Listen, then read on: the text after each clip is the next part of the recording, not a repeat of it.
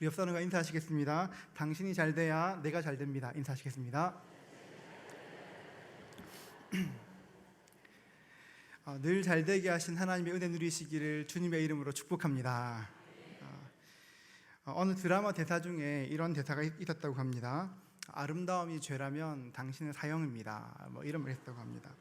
요즘 버전으로 하면 아름다움이 죄라면 당신은 사형이지 말입니다. 이렇게 할 수 있겠습니다. 어느 남편이 이 이야기를 듣고 너무 큰 감동을 받았습니다. 집이 너무 멋진 말이다. 꼭 집에 가면 아내한테 말해줘야 되겠다 생각을 하였습니다. 하루 종일 그 말을 묵상하고 또 묵상하였습니다. 퇴근을 하고 집에 갔습니다. 문을 여는 아내를 보았습니다. 낮에 들었던 그 말을 하려고 하는데 선뜻 입이 떨어지지 않았습니다. 앞에 말은 정확하게 기억이 났습니다. 아름다움이 죄라면 그건 괜찮았습니다. 그런데 그 뒷말이 기억이 안 났습니다. 아내의 얼굴을 가만히 보다가 자기도 모르게 말했습니다. 아름다움이 죄라면 당신은 석방입니다. 이렇게 이야기했습니다. 아마 굉장히 힘든 밤 보내지 않았겠나 생각을 합니다. 여러분, 아내의 얼굴을 보는 그 순간 자기도 모르게 생각지도 않는 그 말이 어쩌면 본심이 나왔을지도 모르겠습니다. 혹시 집에서 이 말을 하시고자 하시는 분들은 미리 연습을 충분히 하시길 바랍니다. 마음은 사형인데 입에서 석방이 나올 수도 있습니다. 이 이야기를 듣다가 문득 이런 생각이 들었습니다. 마음으로는 다 알고 있다고 생각하는데 머리로도 잘 아는 것 같은데 실제로 사용해야 하고 행동해야 될 때 머릿속에 있는 것이 마음속에 있는 것이 정확하게 표현되지 않을 때가 있습니다. 왜 그렇겠습니까? 결론부터 말하면 익숙하지 않기 때문입니다. 요즘 사회 각계각층의 사람들이 이구동성으로 한국 교회가 참 어렵다고 말합니다. 한국 교회가 위기에 처했다고 말합니다. 여러분, 한국 교회에 위기가 찾아오고 우리 신앙의 위기가 찾아온 이유가 무엇입니까? 팀 켈러 목사는 왕의 십자가라는 책에서 현대 교회의 위기를 이렇게 분석합니다. 현대의 교회가 점점 약해지는 이유는 십자가에 익숙하지 않기 때문이다. 십자가에 익숙하지 않기 때문에 십자가를 의지하지 않고 십자가를 의지하지 않기 때문에 보혈의 능력도 잃어버렸다. 왜 부흥의 시대가 끝나고 교회가 생명력을 잃어버렸다고 말하는가? 매끈한 복음, 부드러운 복음 속에서 거친 십자가를 버렸기 때문이다. 이렇게 말하였습니다. 저는 이 말이 참 마음에 와닿았습니다. 예수 믿는 사람이라면, 교회 다니는 사람이라면 누구나 십자가가 무엇인지를 압니다. 그리고 그것이 참 소중한 것도 잘 알고 있습니다. 예수님께서 십자가에서 죽으셨다는 것도 알고 십자가의 능력이 있다는 것도 잘 압니다. 십자가의 능력이 있다는 것은 알고 있는데 그것이 정확하게 어떤 능력인지를 잘 모릅니다. 십자가 이야기하면 참 좋은 거야, 뭔가 좋은 것 같긴 한데 내 삶에서 어떻게 적용되어야 할지를 잘 모릅니다. 팀 켈러 목사의 말을 빌리자면 십자가에 익숙하지 않기 때문에 그런 것입니다. 십자가에 익숙하지 않기 때문에 십자가의 보혈의 권능도 모르고 제대로 누릴 수도 없는 것입니다. 어쩌면 오늘 사는 이 시대 사람들에게 십자가는 투박해 보이는 것일 수도 있고 세련되지 않는 것처럼 보일 수도 있습니다. 어쩌면 이 시대에서는 십자가를 말하면 멸시받는 것일 수도 있습니다.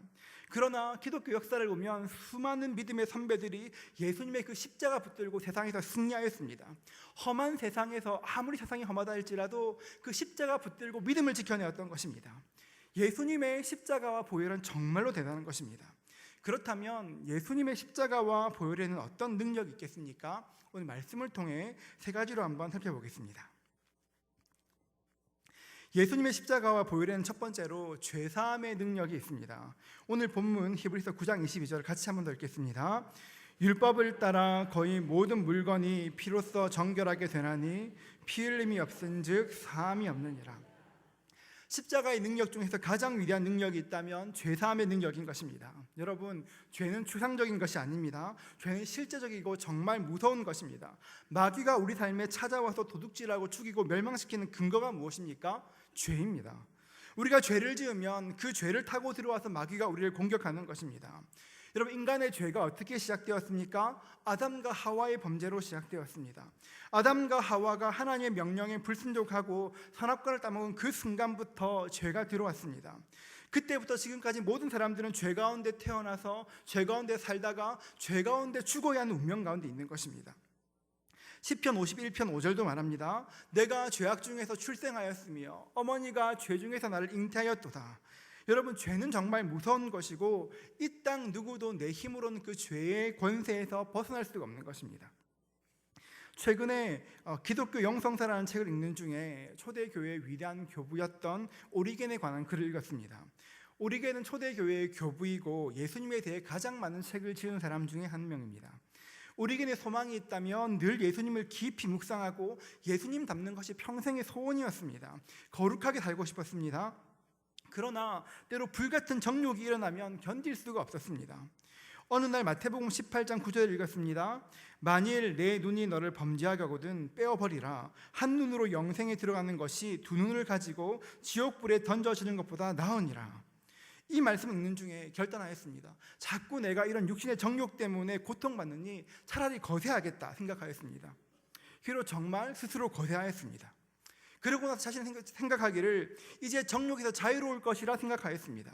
여러분, 그런데 정말 그랬겠습니까? 아닙니다.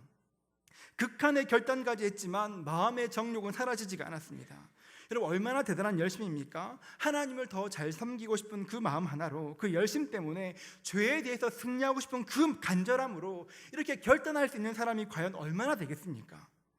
그런데 이렇게까지 내 힘으로 노력한다 할지라도 내 의지로는 절대 죄를 이길 수가 없는 것입니다. 내 힘으로는 죄를 이길 수도 없으나 죄는 반드시 이겨야 하는 것입니다. 왜냐하면 성경은 말합니다. 죄의 싹은 사망이라 말합니다. 누구나 마찬가지입니다. 죄를 지으면 죽습니다. 죄를 지으면 망합니다. 그런데 우리가 인생을 살면서 경험해 보면 죄를 짓는다고 당장 죽는 것도 아니고 또 죄를 짓는다고 내가 벌 받는 것 같지도 않습니다. 여러분, 그렇지 않습니까? 첫사람 아담도 그랬습니다. 하나님께서 처음에 아담과 하와를 창조하셨을 때 성령 충만하게 지으셨습니다. 하나님의 수준에서 볼 수 있었고 하나님처럼 판단하였습니다. 그런데 그런 사람들이 죄를 지었습니다. 죄를 짓는 그 순간, 선악과를 먹는 그 순간에도 우리의 육신은 살아 움직였습니다. 그러나 육신은 살아 움직일지 모르나 영은 그 자리에서 죽었던 것입니다. 영이 죽고 그 즉시 영안도 가리워졌습니다. 많은 분들이 경험하신 것처럼 우리가 복음을 전할 때 모든 사람이 죄인이란 말을 하면 그렇게 싫어합니다. 당신이 죄인입니다 그 말을 하면 그렇게 싫어합니다.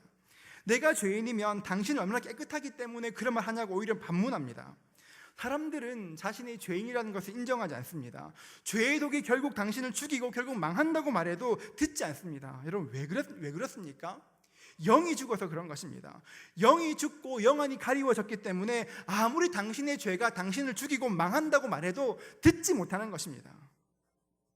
우리 힘으로는 결코 죄를 이길 수 없기 때문에 하나님께서 친히 독생자 예수님을 보내주셨습니다. 구약시대에는 짐승을 잡아 제사해야 했습니다. 소를 잡고 양을 잡아 제사를 드렸습니다. 소를 잡고 양을 잡는 그 제사는 매우 잔인하기도 했지만 일시적인 제사였습니다. 히브리서 10장 11절과 12절은 말합니다. 제사장마다 매일 서서 섬기며 자주 같은 제사를 드리되 이 제사는 언제나 죄를 없게 하지 못하거니와 오직 그리스도는 죄를 위하여 한 영원한 제사를 드리시고 하나님 우편에 앉으사, 이렇게 말합니다. 이 땅에 사는 동안에 많은 제사장들이 자주 같은 제사를 드렸지만 죄의 문제를 근본적으로 해결할 수는 없었습니다. 그렇기 때문에 예수께서 오신 것입니다. 예수께서 십자가에 오셔서 살찢고 피 흘려 죽으심으로 우리의 모든 죄가 용서받은 것입니다. 우리의 예수님의 십자가 때문에 과거에 내가 지었던 죄가 용서받았고 오늘의 죄가 용서받았으며 앞으로 내가 지을 미래의 모든 죄까지 다 용서받은 것입니다. 예수님께서 우리의 죄를 담당하시고 피로 돌아가심으로 이 땅 가운데 구원의 문이 열리고 죄사함의 은총이 임하게 된 것입니다. 우리는 죄인이었는데 예수님을 주인으로 고백하는 그 순간에 우리가 의인으로 변화했습니다. 내가 한 거 아무것도 없는데 고백했기 때문에, 영접했기 때문에 우리가 의인 되었습니다. 죄사함의 은총을 받고 의인이 되었지만 그렇다고 더 이상 죄를 안 짓는 것은 아닙니다. 여러분, 분명한 것은 죽을 때까지 죄를 지을 것입니다. 하지만 더 놀라운 것이 있다면 우리에게는 그 모든 것을 용서하시는 죄 용서의 약속이 있다는 것입니다.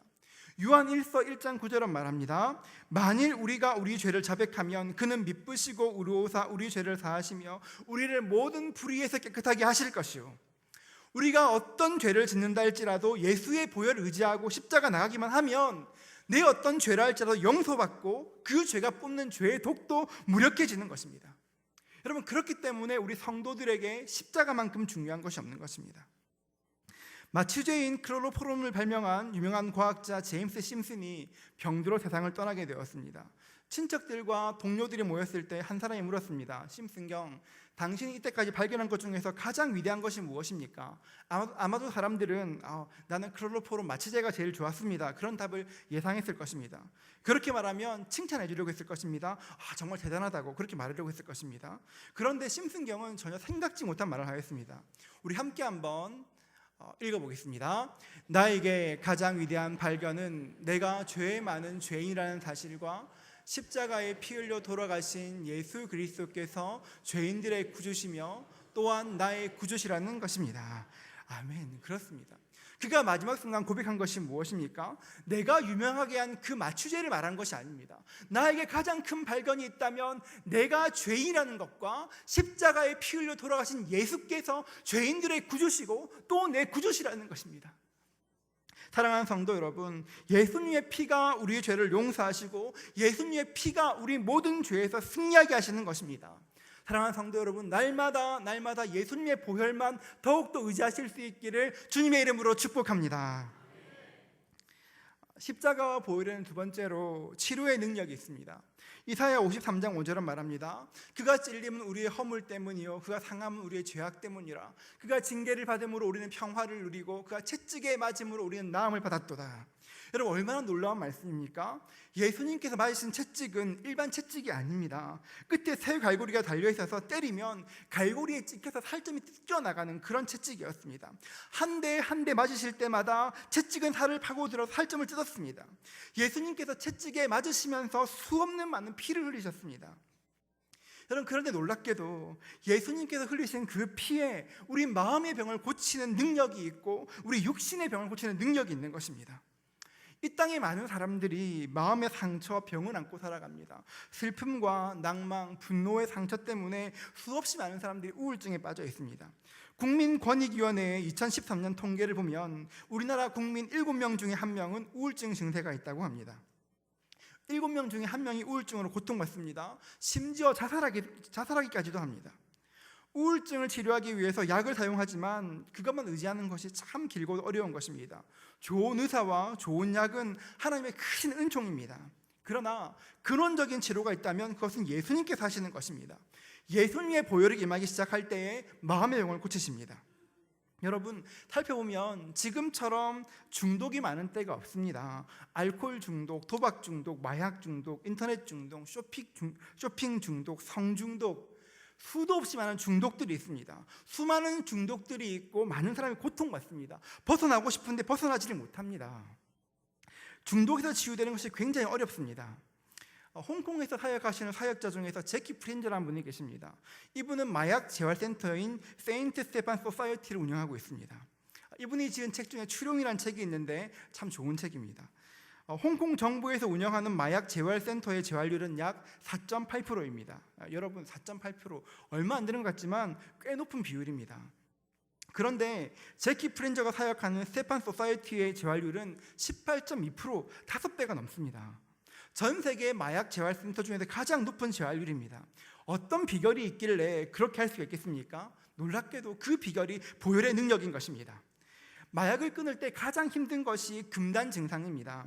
일반적인 그 마약 재활센터에서는 금단 증상을 완화하기 위해서 메타돈이라는 약을 사용하는데 이곳은 약을 사용하지는 않습니다. 다만 예수님의 보혈을 의지하면서 기도하는 것을 가르칩니다. 몸이 떨려오면, 추워지면 예수의 보혈을 부르십시오, 예수님 부르십시오, 계속 가르쳐줍니다.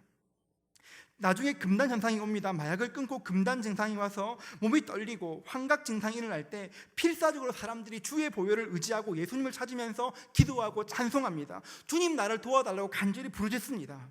그렇게 필사적으로 예수님을 찾을 때 수많은 사람들이 예수님의 도우심을 경험하고 어떤 분들은 환상을 통해서 예수님을 보신 경우도 비일비재하다고 합니다. 예수님의 보혈을 의지함으로 그 죽음 같은 고비를 넘기고 마약 중독을 끊어내는 것입니다. 여러분, 기독교 역사를 보면 모든 부흥회 때마다 가장 많이 불러진 찬송이 있다면 보혈 찬송인 것입니다. 영국에서 대부흥을 이끌었고 감리교를 시작한 존 웨슬레는 속회로 구역회로 모일 때마다 보혈 찬송을 부르라고 했습니다. 왜 보혈 찬송이겠습니까? 찬송은 곡조 있는 기도이기 때문입니다. 보혈의 능력을 잘 모르고 어떻게 의지해야 될지 모를 때 보혈 찬송을 부르면 그 찬송이 곡조 있는 기도가 되어 보혈의 능력을 나에게 임하게 하는 것입니다. 사랑하는 성도 여러분, 여러분의 입술에서 보혈 찬송이 끊어지지 않기를 주의 이름으로 축복합니다. 간절한 마음으로 주 예수의 이름 부를 수 있기를 축복합니다. 그럴 때 내가 말로 들었던 그 보혈의 능력이 실제 내 삶 가운데 강물같이 임하게 되는 것입니다. 주님의 보혈은 마음의 병만 고치는 것이 아니라 육신의 병도 고치십니다. 베드로전서 2장 24절은 말합니다. 친히 나무에 달려 그 몸으로 우리 죄를 담당하셨으니 이는 우리로 죄에 대하여 죽고 의에 대하여 살게 하려 하심이라. 그가 채찍에 맞음으로 너희는 나음을 얻었나니. 여러분, 예수님께서 이 땅에 오셔서 우리의 죄를 짊어지시고 피 흘리신 이유가 무엇입니까? 우리의 마음의 병뿐 아니라 육신의 병도 고치기 위해서 오신 것입니다. 우리의 마음의 병, 우리 육신에 짊어진 병을 고치시기 위해서 피 흘리셨습니다. 여러분, 2000년 전에 죄를 사하시고 병 고치신 그 예수님은 지금도 역사하시는 것입니다. 예수님은 어제나 오늘이나 영원토록 변함이 없으십니다. 옛날에는 홍해도 가르시고 만나도 내리셨지만 지금은 연세가 많으셔가지고 힘이 없는 것이 아닙니다. 우리가 주의 보혈을 의지하지 않고 복음을 전적으로 신뢰하지 않기 때문에 기적을 경험하지 못하는 것이지, 지금도 주의 말씀을 믿고 의지하면 어제나 오늘이나 영원토록 동일하신 예수님께서 그 보혈의 능력으로 우리 죄를 사하시고 지금도 우리의 병을 고치시는 것입니다. 미국에 있는 한국인 의사 중에서 안우성 박사가 있습니다. 이분이 책을 지으셨는데 책 제목이 안수로 병 고치는 내과 의사입니다. 이분은 LA 근교에 있는 레이크우드에서 병원을 경영하고 있습니다. 그런데 이분이 경영하는 병원은 오후 5시까지는 안우성 내과이고 직원들이 퇴근하고 난 오후 5시 이후로부터는 기도원이 됩니다. 5시에 진료가 끝나고 나면 그때부터는 찾아오는 환자들을 붙들고 기도해 줍니다.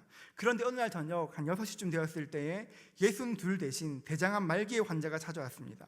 이분은 대한민국 해병대 중령 출신이라 아주 체격이 좋은 분이셨는데 대장암이 발견되어서 수술을 받고 난 다음에 30kg가 빠졌다는 것입니다. 석 달이 지나 다시 검사해 보니까 그 암이 전이되고 확산된 것을 발견하였습니다. 의학적으로는 더 이상 수술이 불가능한 상황이었습니다. 그런데 소문에 듣지 않으니까 거기에 가면, 그 병원 가면은 못 고치는 병도 낫고 기도해 준다는 말을 듣고 찾아온 것이었습니다. 안우성 박사가 찬찬히 진찰하고 난 다음에 말했습니다. 집사님, 제가 지금 집사님을 위해서 치료해 드릴 수 있는 것이 아무것도 없습니다. 대신에 오늘부터 집에 가서 이사야서 53장 5절 말씀을 한번 노트에 적어 보십시오. 이사야 53장 5절은 그렇습니다. 그가 찔림은 우리의 허물 때문이요 그가 상함 우리의 죄악 때문이라. 그가 징계를 받음으로 우리는 평화를 누리고 그가 채찍에 맞음으로 우리는 나음을 받았도다. 이 말씀입니다. 집사님, 이 말씀을 노트에 10,000번만 적은 다음에 저에게 가져오십시오. 그러면 그 다음에 제가 무엇을 할지 알려드리겠습니다 말했습니다. 그러니까 너무 숙제가 많습니다. 제가 이렇게 몸이 안 좋은데 어떻게 그런 힘든 일을 하겠습니까? 그러니까 말씀하시기를, 집사님, 구약 성경에 나오는 나아만 장군 얘기 아시지 않습니까? 엘리사 선지자가 요단강에서 씻으라고 했을 때 순종해서 그 어렵던 한센병도 고침받지 않았습니까? 한번 제 말대로 해보십시오. 하나님 말씀이 임하면 기적이 일어날 것입니다. 그렇게 말한 다음에 돌려보냈습니다. 그리고 석 달쯤 지났을 때 그분이 전화를 하셨습니다. 그동안에 소식이 없어서 혹시 세상을 떠난 것이 아닌가 염려했는데 그 집사님 밝고 힘찬 목소리로 전화하셨습니다. 박사님, 제가 어저께 이사야서 53장 5절 말씀을 10,000번 다 썼습니다. 오늘 병원에서 검사를 받았는데 대장암이 하나도 없답니다. 의사가 기적이랍니다. 매번 말씀을 쓸 때마다 그가 채찍에 나음으로 내가 나음을 입었도다. 그가 채찍에 맞음으로 나음을 입었다. 그가 채찍에 맞음으로 내가 나음을 입었다. 믿음으로 고백하며 썼더니만 정말 암이 떨어져 나갔습니다. 이렇게 말한 것입니다. 여러분, 하나님의 기적이 임한 것입니다. 사랑하는 성도 여러분, 어디 이분뿐이겠습니까? 주님의 보혈을 가운데 병 고치는 은혜가 있는 것입니다. 사랑하는 성도 여러분, 우리 모두에게 병을 고치시는 놀라운 그 보혈의 은혜가 임할 수 있기를 주의 이름으로 축복합니다. 믿음으로 고백할 때 정말 그 병 가운데 자유케 되는 것을 경험할 것입니다. 병 고치는 그 은혜가 여러분 삶 가운데 경험될 수 있기를 다시 한번 주님의 이름으로 축복합니다. 십자가의 보혈은 세 번째로 마귀를 이기는 능력이 있습니다. 여러분, 마귀는 우리를 넘어뜨리기 위해서 날마다 유혹합니다. 마귀가 우리를 넘어뜨릴 때 어떻게 해야 승리할 수가 있습니까? 예수님의 보혈을 의지하며 이기는 것입니다. 마귀는 예수님의 아들, 예수님을 십자가에 못 박아 죽일 때 하나님의 아들을 죽였으니까 이제 다 끝났다, 이겼다 생각했습니다. 그러나 착각이었습니다. 예수께서 십자가에 죽으시는 그 순간 죄와 사망의 모든 권세가 예수님 앞에 무릎을 꿇게 되었습니다. 십자가에 죽으시는 그 순간 마귀는 완전히 패했고 무장해제되었던 것입니다. 예수님의 보혈 앞에 마귀가 대항할 권세가 없습니다. 야고보서 4장 7절은 말합니다. 그런즉 너희는 하나님께 순복할지어다. 마귀를 대적하라. 그리하면 그가 너희를 피하리라 말씀하셨습니다. 예수님의 보혈을 의지하고 대적할 때 마귀가 쫓겨나가는 것입니다. 기독교 서적 중에서 성경 다음으로 많이 읽혀진 책이 존 버년이 지은 철로역정입니다.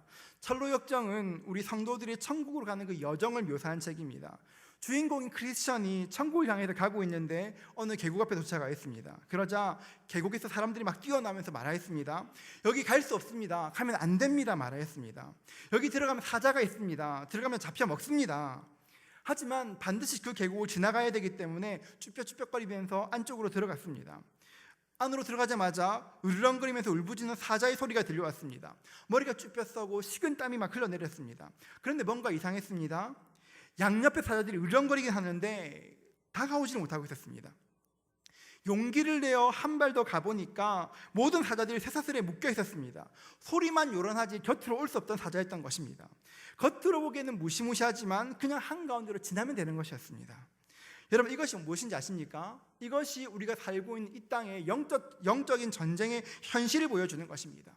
이 이야기처럼 마귀는 이미 무장 해제되었습니다. 그렇기 때문에 마귀는 우리를 삼킬 수가 없습니다. 그런데 물론 겁을 줄 수는 있습니다. 큰 소리로 으르렁거리면서 불안케 할 수가 있습니다. 내가 너희 모두 다 삼키겠다고, 너희 소중을 해치겠다고 협박할 수가 있습니다. 여러분, 아무리 큰 소리로 겁준다 할지라도 우리가 옳은 길을 걸어가기만 시작하면, 주님 말씀하신 그 좁은 길을 따라 천천히 걸어가기만 한다면 어떤 마귀도 우리를 해할 수가 없는 것입니다. 2000년 전 십자가에서 예수님께서 다 이루었다 말씀하시는 그 순간에 모든 마귀의 권세가 다 깨끗하게 패한 것입니다. 예수님께서 승리하셨기 때문에 자녀된 저와 여러분도 승리할 수가 있는 것입니다. 여러분, 이것이 보혈의 능력입니다. 보혈의 능력은 지나간 것이 아닙니다. 지금도 역사하는 것입니다. 베드로 사도는 예수님의 보혈을 이렇게 말합니다. 우리 베드로전서 1장 2절 함께 한번 읽도록 하겠습니다. 곧 하나님 아버지의 미리 아심을 따라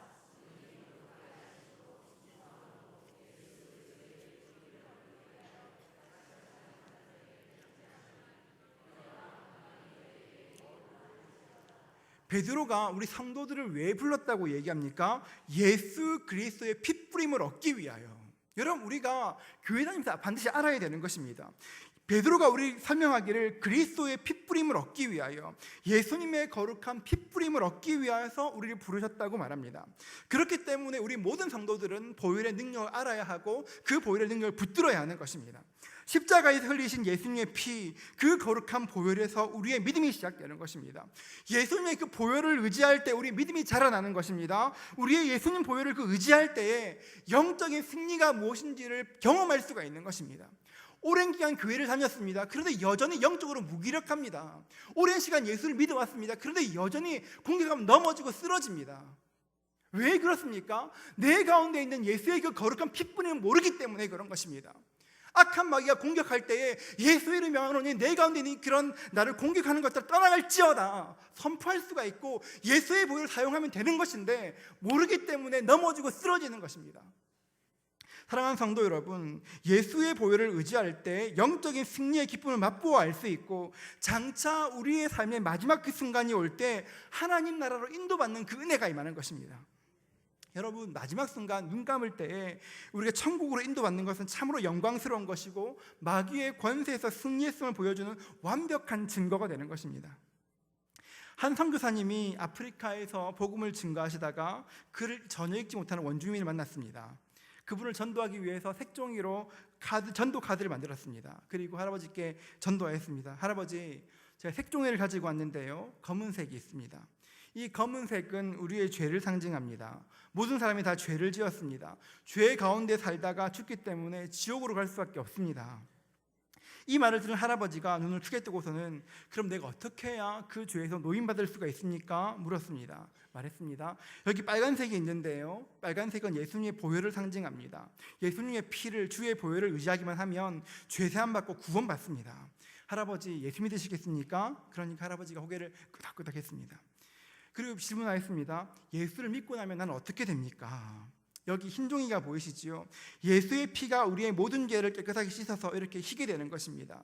죄 없는 의인이 되어서 구원받고 하늘나라로 옮겨지게 될 것입니다.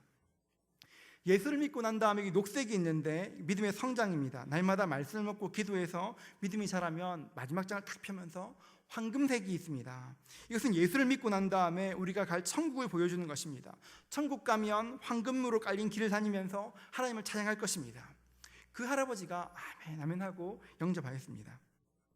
할아버지는 그 자리에서 눈물을 흘리며 예수님을 믿었습니다. 그리고 하루에도 몇 번씩 그 예수님 생각하면서 그 책을 펼쳐보았습니다. 검은색, 빨간색, 흰색, 녹색, 황금색 막 펴면서 말씀으로 생각하고 기도하였습니다. 그러던 중에 임종 때가 다가왔습니다. 옆에 있던 부인에게 말했습니다. 여보 어서 그 책 가져와 말했습니다. 부인이 오면서 얼른 금색을 폈습니다. 그러자 할아버지가 얘기했습니다. 아니야 빨간색이야.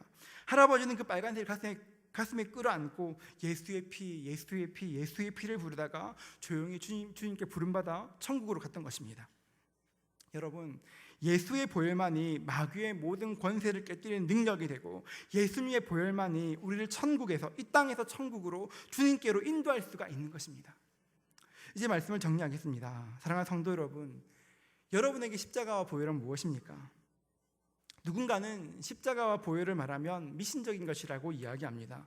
어떤 사람들은 아주 투박한 것, 옛날 것이라고 말합니다. 얼마 전 사랑방에서 순장님이 이런 얘기를 하였습니다. 사랑방에서 순원들에게 십자가와 보혈을 말했더니만 어느 분이 그렇게 말했답니다. 순장님, 아직도 십자가와 보혈을 얘기하십니까? 겉보기엔 세련돼 보이시는데 좀 예수도 세련되게 믿으시라고. 그러면서 십자가와 보혈 이런 거 말하면 초신자들 싫어한다고, 십자가니 보혈이니 말 좀 하지 말라고 이렇게 말했다는 것입니다. 그 이야기를 들으면서 참 마음이 아팠습니다. 여러분, 그런 것이 아닙니다. 십자가와 보혈은 이미 지나간 옛시대의 그런 구시대 유물이 아닌 것입니다. 십자가의 보혈은 한때 지나가는 유행도 아니고 미신도 아닙니다.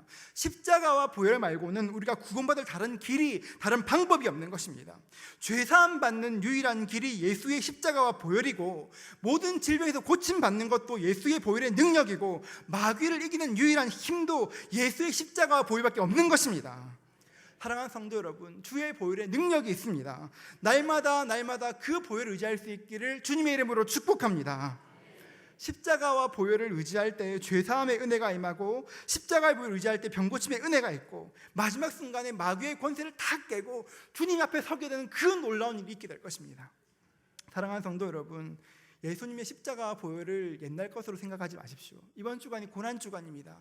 한 주간 동안에 예수님의 십자가와 보혈을 묵상하십시오. 예수님, 나를 위해 피를 흘리심을 감사합니다. 나를 위해 죽으심을 감사합니다. 주님, 그 피가 내 삶 가운데 영향력 미칠 수 있도록 주님, 나를 주께 올려드립니다. 매 순간 쳐서 복종시켜 보십시오. 예수의 보혈의 능력이 내 가운데 임하게 하여 주시옵소서. 주님, 죄책감이 있습니다. 그 보혈의 능력으로 죄책감 사하여 주시옵소서. 주님, 병이 있습니다. 보혈의 능력으로 그 병을 깨끗게 하여 주시옵소서. 주님, 천국 소망이 없습니다. 주님, 보혈의 능력으로 천국 소망 허락하여 주시옵소서. 한 주간 동안 기도할 때에 이 고난주간이 우리에게 승리를 가져주는 놀라운 시간이 될 것입니다. 사랑하는 성도 여러분, 이 고난주간이 예수님의 고난만 묵상하는 것이 아니라 십자가의 보혈과 승리, 그 능력도 경험하실 수 있는 복된 시간 되시기를 주님의 이름으로 축복합니다.